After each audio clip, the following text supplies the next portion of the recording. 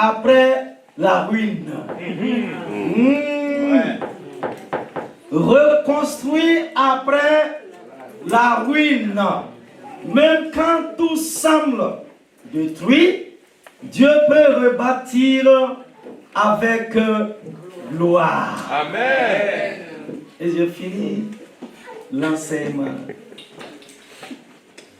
de la parole de Dieu. Mon frère, ma soeur, est-ce que le titre te parle déjà? Reconstruire après la ruine. Et comme texte biblique de référence, nous lisons dans le livre du prophète Agé. Agé au chapitre 2, à partir du verset 6. Oui, voici ce que je dis. Moi, le Seigneur de l'univers, dans peu de temps, je vais secouer le ciel et la terre, la mer et la terre solide. Je vais bouleverser les autres peuples. Leurs richesses arriveront ici en grande quantité. Je remplirai ce temple de beauté. Je l'affirme, moi le Seigneur de l'univers. Verset 8.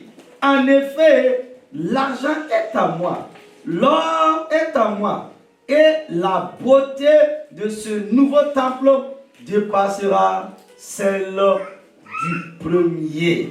Dans ce lieu, je donnerai la paix. Moi, le Seigneur de l'univers, je le déclare. Amen. C'est dans la Bible parole de vie. Même quand tout semble détruit, Dieu peut rebâtir avec gloire.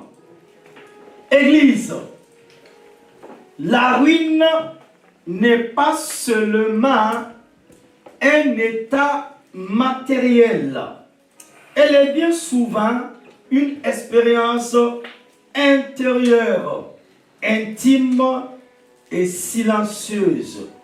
Elle commence parfois par une perte visible, une situation qui s'effondre, une relation qui se brise, un projet qui échoue.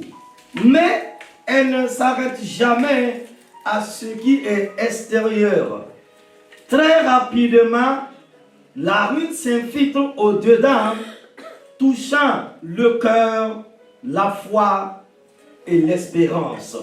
Elle altère le regard que l'on porte sur soi-même, sur Dieu et sur l'avenir. La ruine, c'est ce moment précis où l'on se retourne sur ce qui existait autrefois et où l'on ne reconnaît plus rien. Ce qui semblait solide est devenu fragile. Ce qui paraissait stable est désormais fissuré. Ce qui était vivant, dynamique et porteur de promesses semble aujourd'hui éteint, vidé de son sens.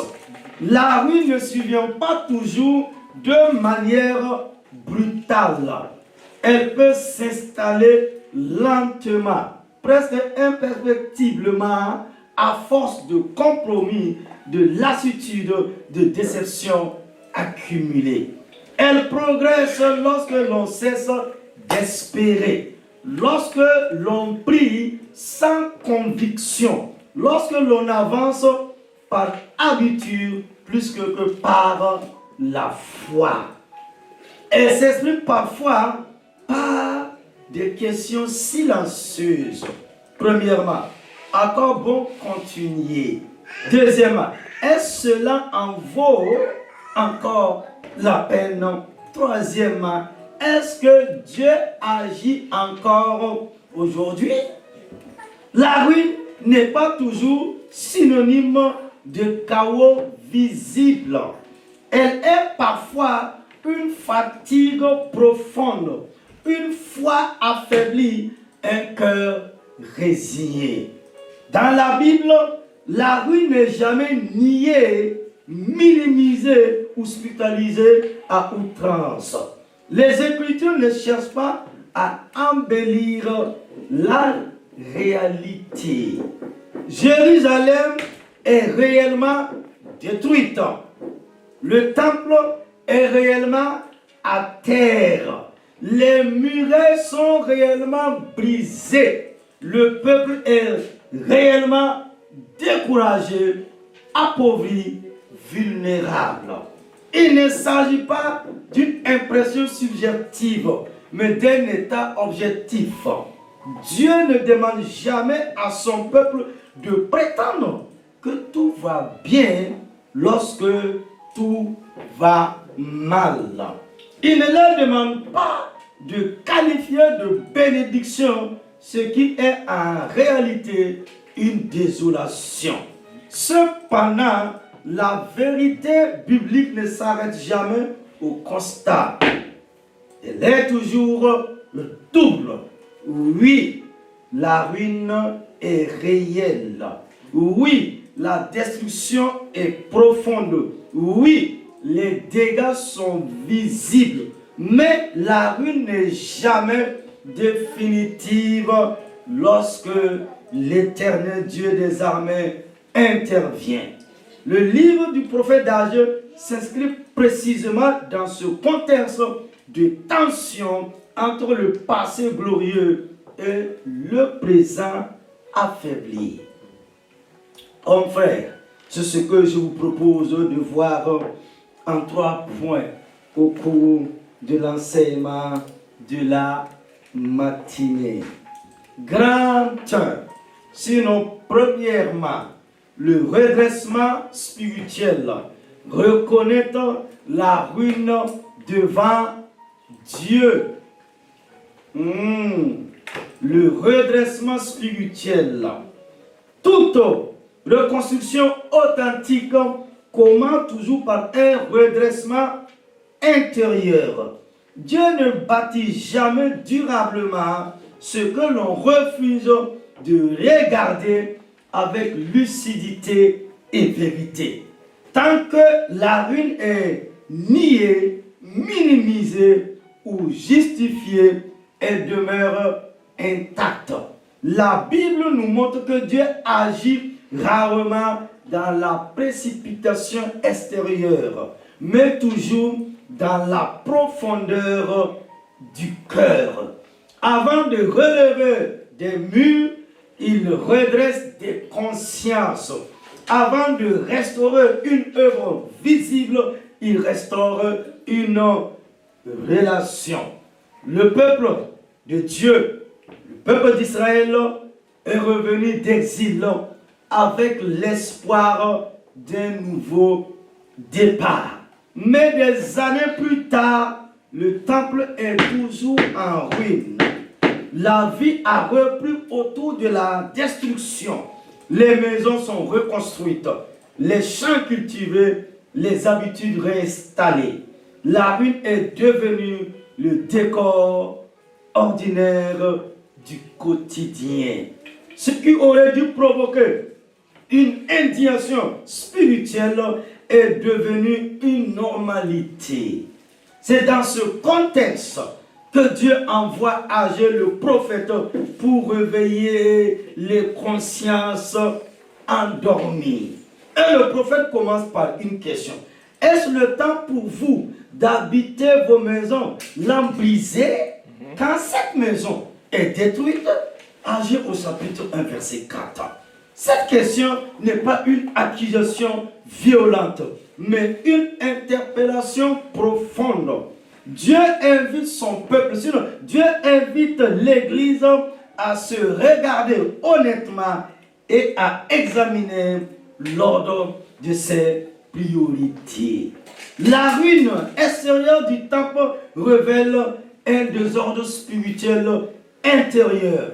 Le peuple n'a jamais abandonné Dieu, mais il l'a relégué. Dieu n'est plus au centre, il est devenu périphérique. Chacun s'occupe de sa propre sécurité, de son propre confort, de sa propre stabilité, pendant que la maison de Dieu reste dévastée. Agé révèle ainsi une vérité fondamentale. La ruine commence rarement par une rébellion ouverte, mais par un glissement progressif des priorités. Dieu n'est pas rejeté, il est simplement remis à plus tard. Dieu le formule avec clarté. Ainsi parle l'Éternel des armées. Considérez attentivement vos voies. Agé au chapitre 1, verset 5. Le redressement spirituel commence toujours par cette invitation. Considérez ses voies. Examinez sa trajectoire. Prenons conscience de l'écart entre ce que Dieu attend et ce que l'on vit réellement. Tant que l'homme refuse cet examen intérieur, la ruine persiste, même si l'activité extérieure continue. Ce principe traverse toute l'écriture. Le prophète Jérémie dira plus tard, le cœur est tortueux par-dessus tout et il est incurable. Qui peut le connaître? Jérémie au chapitre 17, verset 9. C'est pourquoi Dieu ne se contente pas de réparer les conséquences visibles. Il va à la racine. Il cherche un cœur contrit, conscient de son état, prêt à être réaligné. Néhémie incarne parfaitement ce redressement spirituel. Lorsqu'il apprend que les murailles de Jérusalem sont en ruine et que ses portes sont consumées par le feu. Néhémie au chapitre 1, verset 3. Il ne commence pas par élaborer une stratégie politique ou militaire. Sa première réaction est intérieure. Je m'assis, je pleure et je fus plusieurs jours dans le deuil. Je jeûnais et je priais devant le Dieu des cieux. Néhémie au chapitre 1, verset 4. Avant de reconstruire les murs, Néhémie laisse Dieu reconstruire son cœur.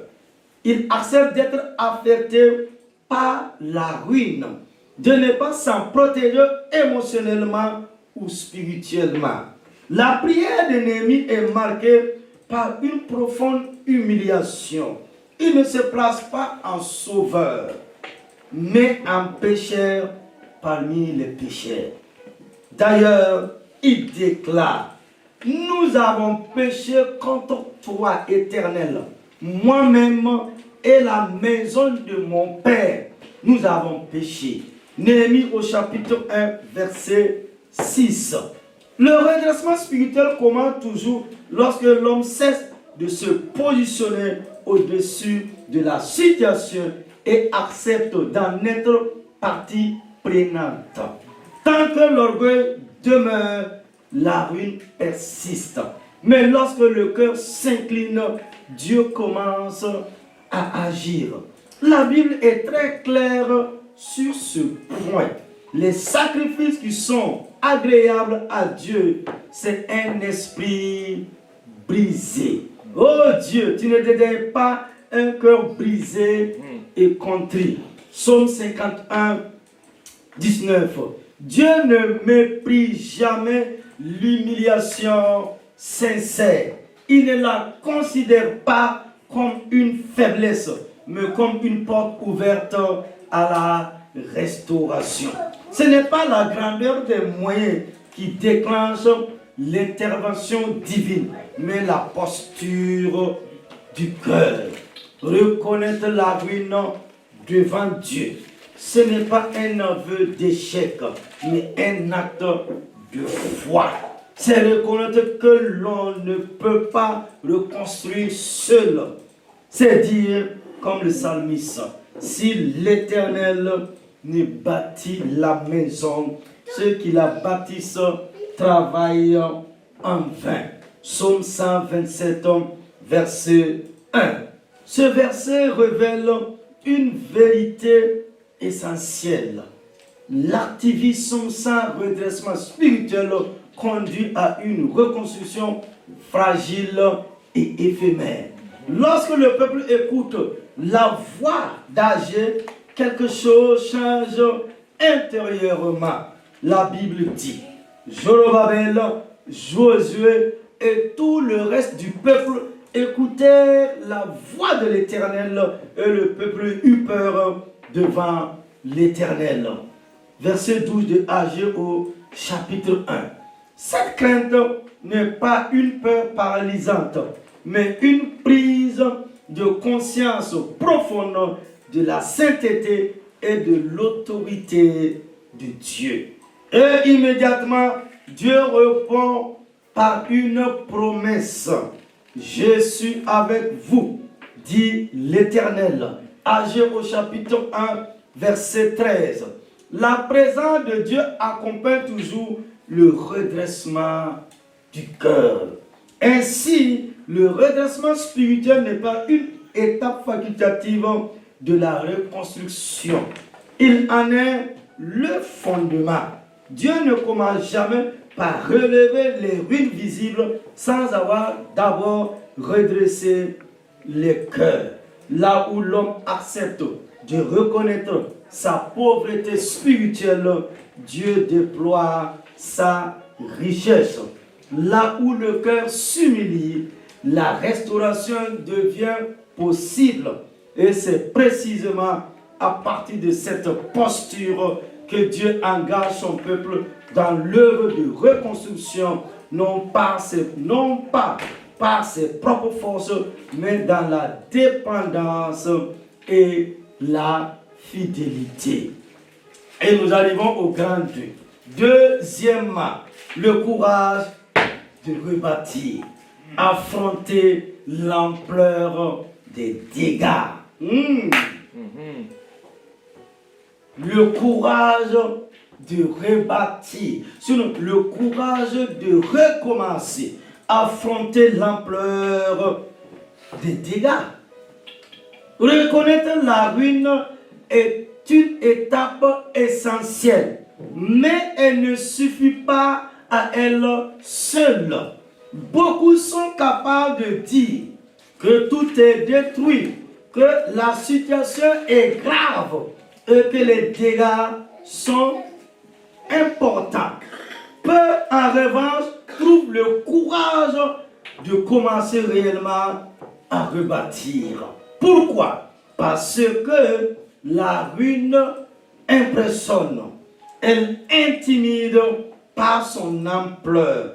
Elle donne le sentiment que les efforts à fournir seront trop grands, trop longs et trop coûteux. Rebâtir, c'est accepter de sortir de la lamentation pour entrer dans l'action, même lorsque l'on se sent petit face à l'étendue des dégâts. La difficulté majeure du nouveau départ réside dans sa fragilité. Ce qui recommence est toujours vulnérable. Les premiers gestes semblent dérisoires face à la grandeur de ce qui a été perdu. Lorsque les fondations du nouveau temple sont posées, la Bible rapporte que certains anciens pleurent, en voyant la différence entre l'ancienne gloire. Les gens aiment dire à notre temps, c'était au bon vieux temps. Waouh!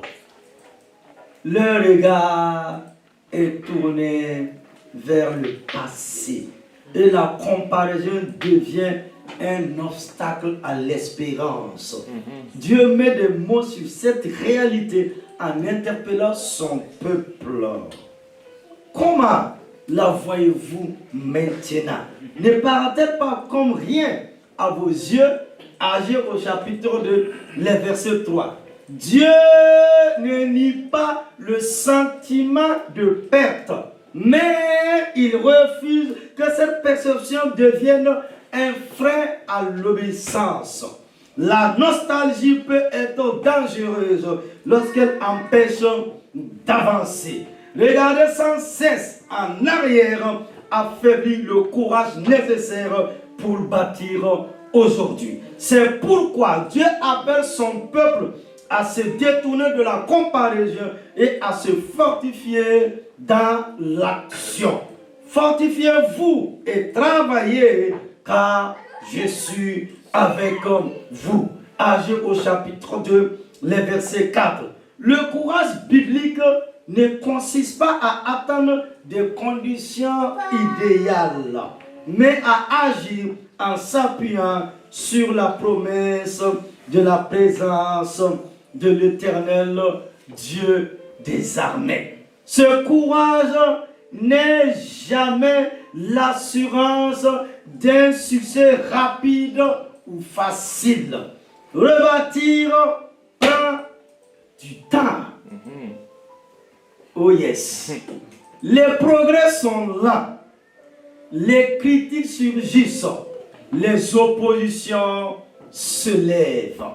Néhémie en fait l'expérience lorsqu'il entreprend la reconstruction des murailles de Jérusalem.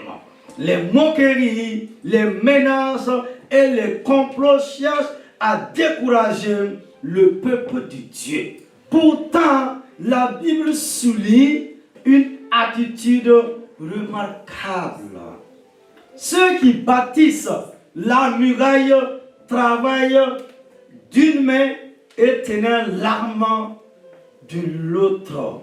Néhémie au chapitre 4, les versets 17. Église, cette image exprime une vérité spirituelle profonde. Rebâtir exige vigilance, endurance et foi. Il faut à la fois construire et se protéger, avancer sans baisser la garde. Le courage de rebâtir, c'est aussi accepter que la gloire future ne ressemblera pas à la gloire passée. Dieu ne restaure jamais à l'identique. Il ne fait pas un simple retour en arrière. Il transforme. Ce qu'il rebâtit est souvent plus discret extérieurement, mais plus profond intérieurement. La nouvelle œuvre porte moins sur l'apparence et davantage sur la maturité, la dépendance à Dieu et la fidélité. Dieu prépare ainsi son peuple à recevoir une gloire différente mais supérieure.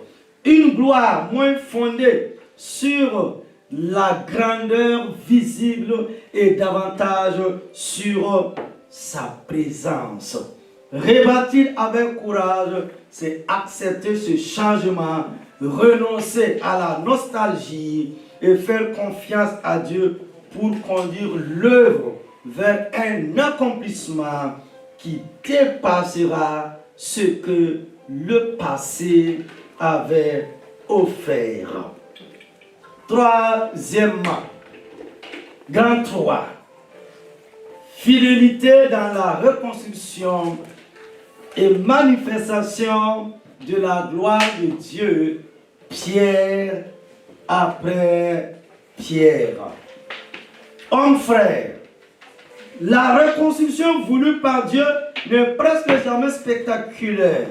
Elle ne s'impose pas par des signes éclatants ou des changements immédiats. Elle s'inscrit dans le temps, dans la durée, dans la répétition fidèle des mêmes gestes. Rebâtir selon Dieu, c'est avancer jour après jour, pierre après pierre, décision après décision, souvent sans voir immédiatement le résultat final. Beaucoup échouent, non par manque de foi ou de bonne volonté, mais par manque de constance.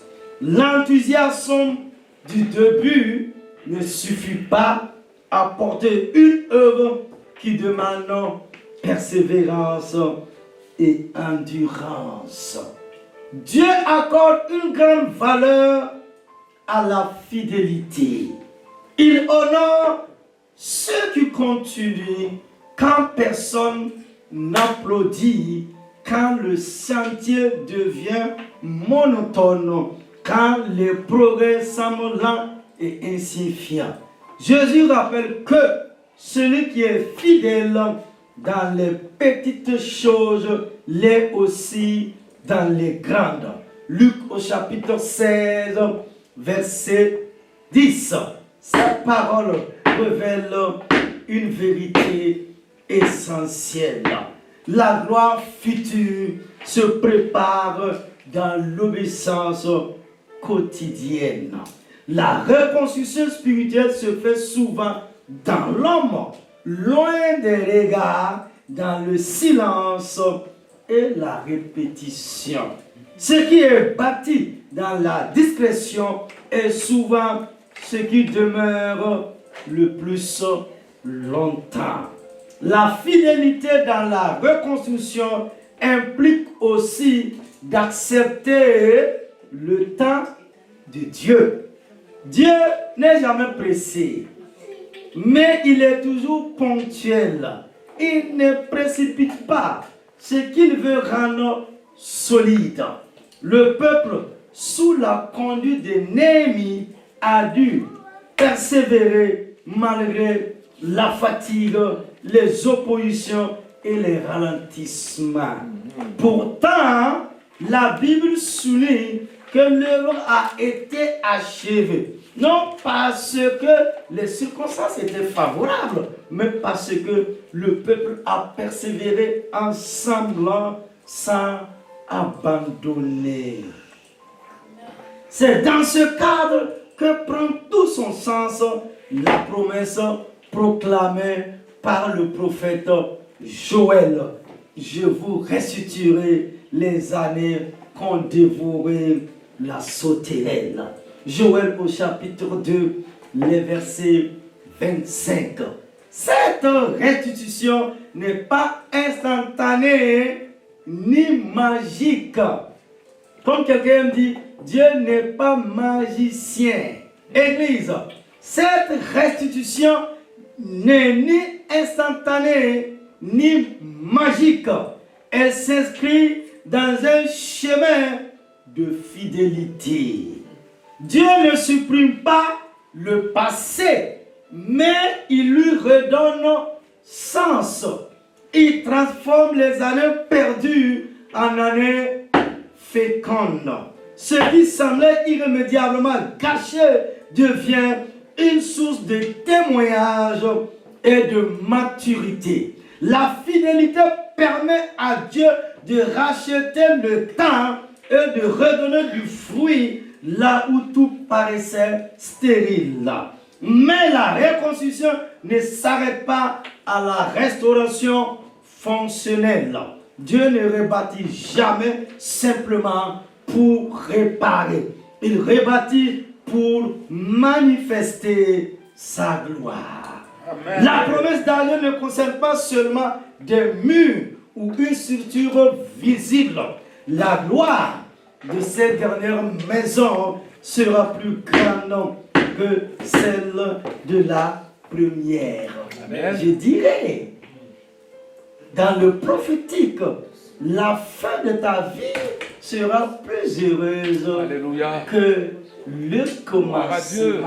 Amen. Si tu pleures aujourd'hui, si tu es à terre aujourd'hui, si on a jeté la boue sur toi, la main de Dieu te prend désormais. Amen. Il va manifester sa gloire. Merci, pour Seigneur. Que tu témoignes que hier j'étais assis haut. Alléluia. Oui. La maman de Samuel a dit quoi? Il dit c'est Dieu qui m'a pris dans la boue. Elle dit Dieu m'a pris dans les saletés. Hein? Dans notre langage moderne, Dieu m'a pris dans poubelle.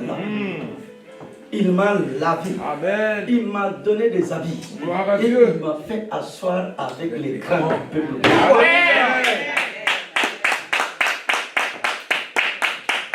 Gloire à Jésus.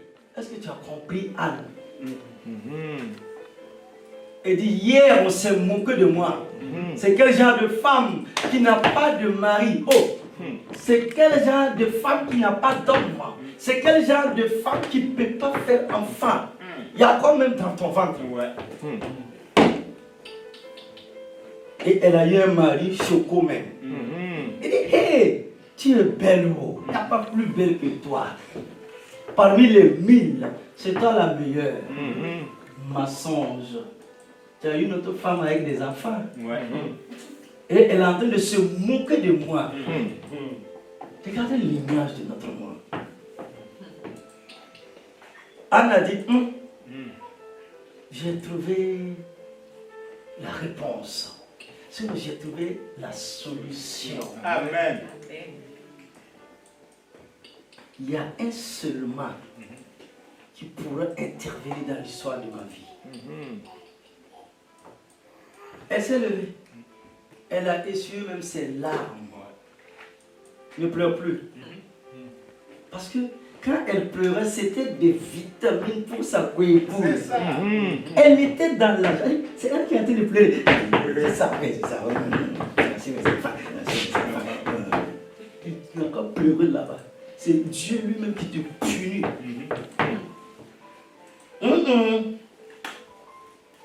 Quand elle a compris le secret, elle allait dans la maison de Dieu. Comme tu es venu dans la maison de Dieu ce matin. Amen. Elle a crié. Elle a crié. Elle a crié de tous ses entrailles. Elle a rappelé à Dieu sa promesse. Alléluia. Tu es le Dieu fidèle. Amen. Tu ne mens jamais. Alléluia. Tu as dit que la femme là Oui. doit porter des Des enfants, enfants. des bébés. Amen. Donne-moi mon enfant. Gloire à Dieu. Gloire à Jésus. Donne-moi l'enfant. Que cet enfant sera à toi. Alléluia. Regardez sa diplomatie. Comment elle a convaincu le ciel. Amen. Dieu t'a touché. Samuel est né. Et après Samuel, il y a eu d'autres enfants. Mais quand Samuel est né, mon fils, elle est allée s'asseoir à la cour des grands ou pas. Parce que Samuel fut un grand prophète en Israël. Amen. Celui qui a consacré Saül et David. Donc quand on la voyait là, ce n'était plus la femme abandonnée, la femme délaissée, mais c'était la maman du grand prophète Samuel. Qu'il en soit ainsi pour ta vie. Au nom de Jésus. Que cette prophétie s'accomplit dans ta vie. Il va dire que vous n'avez pas passé de la visiter. La gloire de Dieu s'est levée sur ta situation. Recevez, recevez, recevez, recevez. Votre miracle de la part de l'ancien Jésus. Que reçoit. Alléluia. Alléluia. Gloire à Dieu. C'est ça. Dieu, la gloire de cette dernière maison sera plus grande que celle de la première. Amen. Agir au chapitre 2, le verset 9. Amen. Mon frère, ma soeur, la gloire promise n'est pas seulement architecturale ou matérielle. Elle est profondément spirituelle. Amen. Elle se manifeste par la paix, par la présence de Dieu, par une relation renouvelée entre Dieu et son peuple. Amen. La dernière maison est déclarée plus glorieuse, non parce qu'elle est plus grande ou plus impressionnante aux yeux des hommes, mais parce qu'elle est plus vraie. Alléluia. Elle est bâtie avec des cœurs transformés, des priorités réalisées et une dépendance renouvelée à l'éternel Dieu des armées. Le peuple ne se repose plus sur la grandeur du bâtiment, mais sur la fidélité de Dieu. La gloire ne repose plus sur l'apparence, mais sur la présence divine. Ainsi, la fidélité dans la reconstruction prépare le chemin de la gloire. Ce que Dieu rebâtit avec patience devient le lieu de la manifestation de sa gloire. La ruine reconnue et remise entre ses mains devient un espace où Dieu révèle sa puissance, sa paix et sa fidélité. Et c'est au terme de ce chemin, je dirais de ce parcours fait de constance, d'obéissance et de confiance que Dieu accomplit sa promesse. Amen. Ce qui a été rebâti avec lui porte une gloire plus grande que ce qui avait été perdu sans lui. Alléluia. Amen. Conclusion. Gloire à Dieu. Mon frère, ma soeur, la ruine n'a jamais été le point final de Dieu. Elle a toujours été un lieu de passage. Ce que tu vis aujourd'hui là, c'est un lieu de passage. Tu dois te lever puis danser.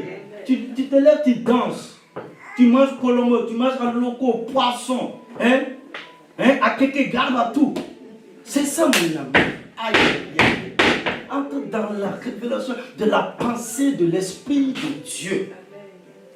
Mon frère, ma soeur qui me suit, je dis, la ruine n'a jamais été le point final de Dieu.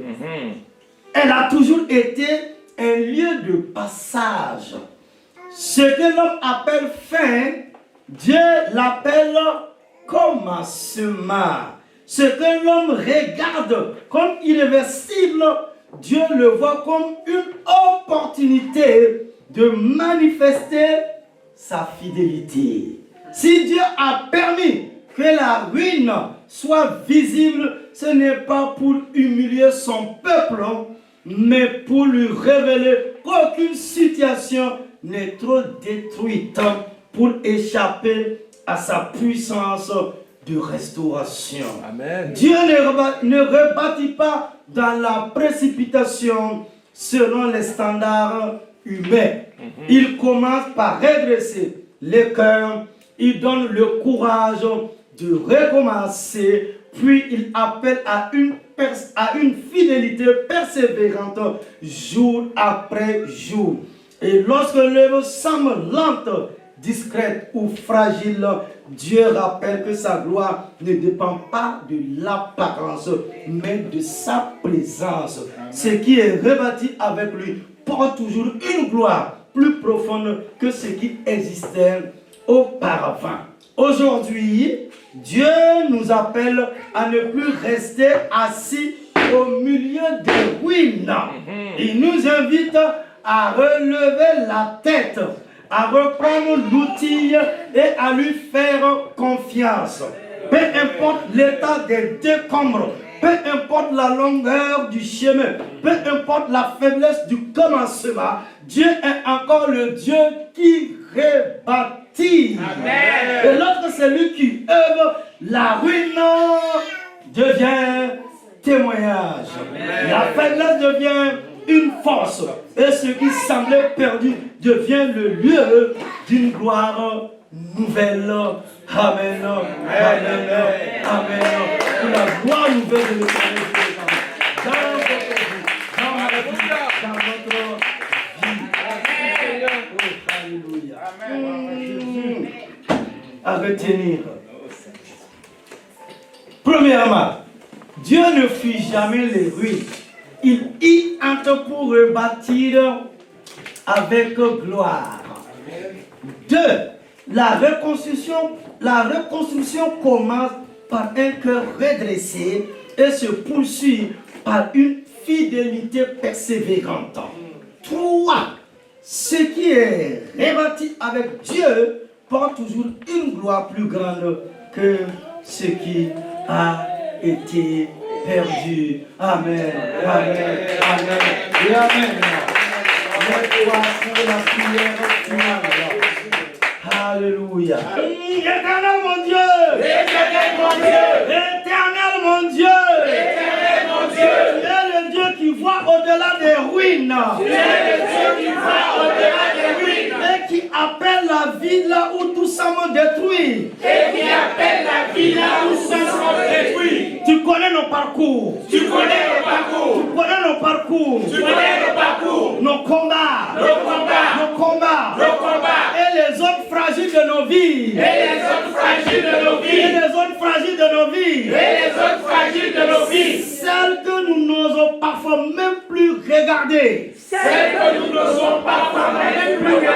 Celles que nous n'osons parfois même plus regarder. Celles que nous n'osons parfois même plus regarder. Nous te remettons nos cœurs. Nous te remettons nos Nous te cœurs. remettons nos cœurs. Nous te remettons nos cœurs. Nos vies et nos situations. Nos vies et nos situations. Nos vies et nos situations. Nos vies et nos situations. Là où il y a eu désordre. Là où il y a eu des désordres. Redresse nos cœurs. Redresse nos cœurs. Là où il y a eu découragement. Là où il y a eu découragement. Là où il y a eu découragement. Là où il y a eu découragement. Là où il y a eu découragement. Là où il y a eu découragement. Redonne le courage de rebâtir. Redonne le courage de rebâtir. Là où la fatigue a ralenti notre marche. Là où la fatigue a ralenti notre marche. Là où la fatigue a ralenti notre marche. Là où la fatigue a ralenti notre marche. Accorde la fidélité jour après jour. Accorde la fidélité jour après jour. Accorde la fidélité jour après jour. Accorde la fidélité jour après jour. Apprends-nous à te faire confiance dans le processus. Apprends-nous à te faire confiance dans le processus. Même lorsque les progrès semblent lents Mais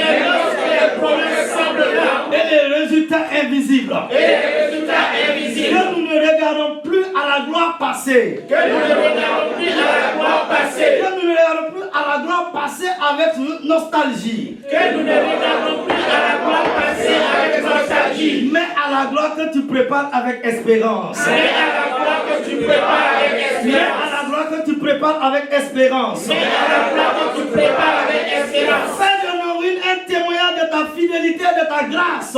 Fais de nos vies un témoignage de ta fidélité et de ta grâce. Fais de nos ruines un témoignage de ta fidélité et de ta grâce. Fais de nos vies un témoignage de ta fidélité et de ta grâce. Fais de nos ruines un témoignage de ta fidélité et de ta grâce. Fais de nos vies un témoignage de ta fidélité et de ta Nous grâce. croyons que tu es le Dieu qui rebâtit. Nous croyons que tu es le Dieu qui rebâtit. Nous croyons que tu es le Dieu qui rebâtit. Nous croyons que tu es le Dieu qui rebâtit. Nous croyons que tu es le Dieu qui rebâtit. Nous croyons que tu es le Dieu qui rebâtit. Le Dieu qui restaure. Le Dieu qui restaure. Le Dieu qui restaure. Le Dieu qui restaure. Le Dieu qui restaure. Le Dieu qui restaure. Le Dieu qui fait toutes choses nouvelles. Le Dieu qui fait toutes choses nouvelles. Le Dieu qui fait toutes choses nouvelles. Le Dieu qui fait toutes choses nouvelles. Le Dieu qui fait toutes choses nouvelles. Le Dieu qui fait toutes choses Nous nouvelles. te confions l'avenir avec confiance. Nous te confions l'avenir avec confiance. Nous te confions l'avenir avec confiance. Nous te confions l'avenir avec Nous te confiance. confions l'avenir avec confiance. Nous te confions l'avenir avec Au confiance. nom puissant de Jésus. Au nom puissant Au de nom puissant de Jésus. Au nom puissant de Jésus. Au nom puissant de Jésus. Amen, amen, amen. Amen, amen, amen. Amen,